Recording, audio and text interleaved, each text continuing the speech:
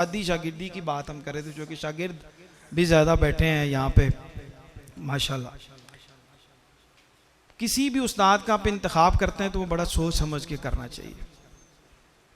उस्ताद का इंतखाब सोच समझ के करना चाहिए। ये बिल्कुल रिश्ते की तरह है। कोई निकाह एक दफ़ा हो गया तो फिर मुश्किल हो जाता है उसमें आप को तब्दीली करें, वो फिर मसाइल पैदा होते हैं। लेकिन उस्ताद को पकड़ लेने का मतलब ये भी नहीं होता कि आपने किसी और को सुनना ही नहीं। असातिज़ा का भी ये काम है और शागिर्दों का भी यही हो जाता है कि अब मैंने फ़लाँ उस्ताद की शागिर्दी इख्तियार कर ली है, मैंने बस इसको ही सुनना है, इसके अलावा अब दुनिया जो है वो ख़त्म हो गई। आप अपने आइम्मा कराम, हमारे जो इल्म के शाह सवार हैं, वो आप देखें कितने कितने असातिज़ा के पास वो जाते हैं, इस्तिफ़ादा करते रहे, अपना ताल्लुक़ आपका कायम रहे। लेकिन ऐसा नहीं है कि उस ताल्लुक़ के कायम रखने में आप बाद में डिट्रैक हो जाए। डिट्रैक बड़ी आसानी से बंदा हो जाता है और डिट्रैक करने वाले बड़े होते हैं। क्योंकि हम ये सारी चीज़ों को देखते हैं, इससे गुज़रते हैं और वो उसको महसूस करते हैं। इसलिए एक तो शागिर्द होने की ना बुनियादी मकसद को समझना चाहिए। आप बाप जैसा ताल्लुक़ होता है उस्ताद के साथ, जिसका आप उस्ताद कहते हैं, वो क्या होता है? बाप जैसा ताल्लुक़ होता है। बाप से अगर औलाद ये चाहती है कि वो अपनी जायदाद का हिस्सा भी दे, बढ़ाए भी, लिखाए भी अपने खर्चे पे, और उसके बाद नौकरी पे भी लगवा के दे, उसके बाद मकान भी बनवा के दे, शादी भी वो करवा के दे, ये सारी चीज़ें हम किससे तवक्को करते हैं? तो ये गलत रवैया है, गलत सोच है। बाप का काम सिर्फ आपकी तरबियत करना है, आपको इस काबिल बनाना कि आप अच्छे मुआशरे के फ़र्द बनकर अपने पाँव पे खड़े हो सकें। और उससे ज़्यादा अगर तवक्को करते हैं या आपके जहन में है, अगर आपने ये जहन में रखा है ना कि मैं किसी मारूफ उस्ताद का शागिर्द बनकर मशहूर हो जाऊं, तो यहाँ से आपने पहला कदम ही गलत रख दिया, सोचा ही गलत है। सीखने के लिए नहीं है, बल्कि उस्ताद का कंधा इस्तेमाल करने के लिए। कि मैं आजकल तो शागिर्द कहते हैं कि बस, बल्कि मुझे याद है हमारे एक दोस्त हैं, उनका नाम मैं नहीं ले रहा यहाँ पे, वो कहते हैं कि अगर आप चाहते हैं कि आप की उस्तादी और आपका जो काम है वो आगे बढ़े, तो हर मोहल्ले में, हर शहर में, बल्कि हर गली में आपका एक शागिर्द होना चाहिए। मैं कह जी वो कैसे? कहते जी मैंने तो इस पे काम शुरू कर दिया हुआ है, जितने ज़्यादा शागिर्द उतनी ज़्यादा महफिलें।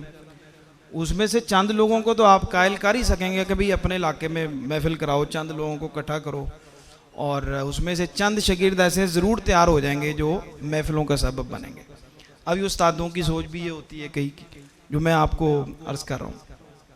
दूसरा, एक बड़ी ज़बरदस्त बात, मानुल्लाह साहब पिछले दिनों एक कहीं बात हो रही थी, उनसे शागिर्दों के हवाले से किसी ने पूछा तो उन्होंने बड़ी अच्छी बात की। कहते जी एक बंदा, क्योंकि जब लोग आते हैं ना, बड़ी सिफारिश से आते हैं शागिर्द होने के लिए, जब करीब आ जाते हैं ना, एक ऐसा शख्स जिसको आप आबिद ख्याल साहब को मिलना चाहते हैं, आपकी मुलाकात नहीं हो पा रही कहीं भी, आपने कोई ताल्लुक़ ढूंढा, किसी दोस्त को डाला, या ख़ुद किसी भी तरह से हीले करके आप पहुंच गए आबिद ख्याल साहब तक, अब उनसे रब्ता हो गया, उन्होंने भी आपको करीब कर लिया।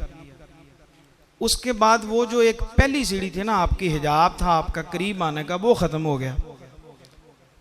और खुर्शीद रिजवी साहब कहते हैं कि सबसे बड़ा हिजाब कुर्ब होता है। कुर्ब जो है वो क्या होता है? सबसे हिजाब होता है। वो किस तरह से कि आईना है, आप दूर से देखेंगे ना तो आपको अपनी शक्ल, वो जितना उसके करीब होते चले जाएंगे ना, आप धुंधले होते चले जाएंगे। आईने को बिल्कुल आप साथ लगा लेंगे, आपको नज़र ही कुछ नहीं आएगा। तो वो लोग जो आपके लिए बड़ी अहमियत का सबब होते हैं, जब आप शागिर्द बन जाते हैं, आप उनसे मिलना जुलना, बैठना उठना शुरू कर देते हैं, तो सबसे बड़ा इम्तहान आपका तब शुरू होता है कि आपके दिल में वो कद्र और वो मोहब्बत ख़त्म हो जाती है करीब आने के बाद। तो अमानुल्लाह साहब की बात में बताने लगा था कि एक बंदा बड़ी देर पीछे लगा रहा। मैंने कहा यार मैं नहीं शागिर्द करता, क्या करना है? शागिर्द कोई होने के लिए आता ही नहीं है, शागिर्द इल्म सीखने के लिए आता ही नहीं है कोई, जानने सब ये कहते हैं कि बस हमें आगे खड़ा कर दो, बस अपने आगे खड़ा कर दो। तो उन्होंने कहा कि वो खैर किसी मेरे ऐसे दोस्त के पास पहुंचा जिसकी मैं बात नहीं टाल सकता, शागिर्द हो गया। शागिर्द होने के बाद के अंदर मुझे उसने चिट के ऊपर ना अपना नंबर लिख के दिया, क्या उस्ताद जी मेरा नंबर रख लो। मैंने रख लिया, उसके पास तो था ही नंबर, उसने अपना नंबर भी लिख के रख दिया भी मैनू अपनी जड़ा ना लिस्ट शामिल कर लो। 2-3 हफ्ते गुजर गए, महीना गुजर गया। वो कहते 2 महीने के बाद ना जी उसका फ़ोन आया, तो कहते जी मैनू पछाने है जनाब। अच्छा क्या बड़ी बुरी आदत होती है कि कोई बंदा को साल बाद फ़ोन कर रहा है जी पछाने है मैनू, ये तरीका ही गलत है। चाहे आप कितनी ये इंसल्ट की बात है, अगला बंदा कह दे कि जी मैं नहीं पहचाने था।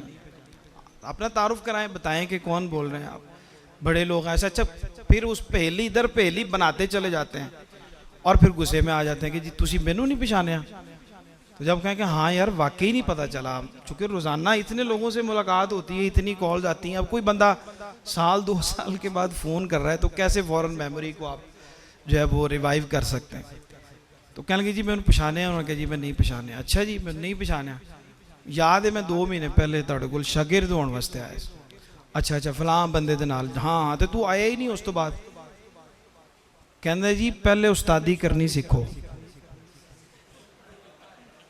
है जी, तानू पता ही नहीं शागिर्द किवें बनाईदा है, शागिर्द किवें रखीदा है। जदों मैं शागिर्द जी बन गया तो 2 महीने हो गए ने तुसीं मेरे नाल राबता ही नहीं कीता।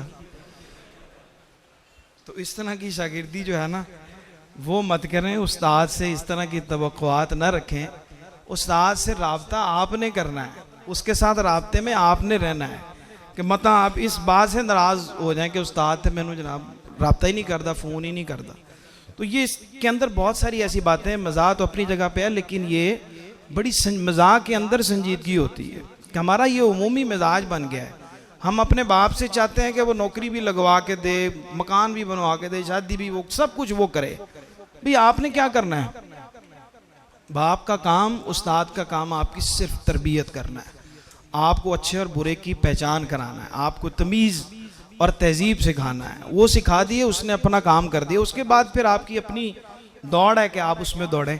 और अगर आपने अपने आप को इस तरह का बना लिया है कि उस्ताद के साथ जाके कहीं पढ़ना है और कहीं ना कहीं आपने सोच लिया है कि अब मैं इधर जाऊंगा या उस्ताद के कहने से मैं वहाँ जाऊंगा, या उस्ताद के साथ ही मैंने अपनी मसरूफियत रखें कोई ना कोई, ये इल्म है इसको सीखें। उसके अलावा आपकी मसरूफियत कुल वक्ती काम मत बनाएं, इसको जुज़ वक्ती रखें, ये सलाहियत है आपकी। जब आप इसको कुल वक्ती बनाएंगे तो फिर उस्ताद से भी नाराज़ होंगे, दोस्तों से भी नाराज़ होंगे, सबसे नाराज़ होंगे। लेकिन जब आपके पास करने का कोई काम होगा, मसरूफियत होगी, तो फिर आप खुद जो है वो मज़ा लेंगे इस काम का और इसको सीखने का।